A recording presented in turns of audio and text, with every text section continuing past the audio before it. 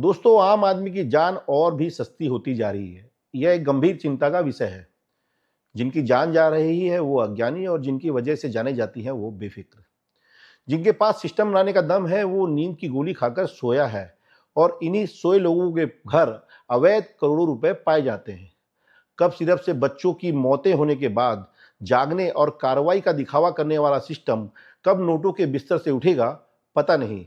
या फिर सिस्टम ऐसे ही फिर सोता रहेगा, अगली मौतों के इंतजार में।